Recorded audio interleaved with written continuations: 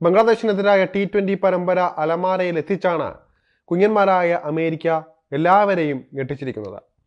ആദ്യ 2 മത്സരത്തിലും ബംഗ്ലാദേശിനെ തോൽപ്പിക്കാൻ അമേരിക്കൻ ടീമിന് സാധിക്കുകയായിരുന്നു. ഇത്തവണ അമേരിക്കയും വെസ്റ്റ് ഇൻഡീസുമാണ് T20 ലോകകപ്പിന് വേദിയാകുന്നത്.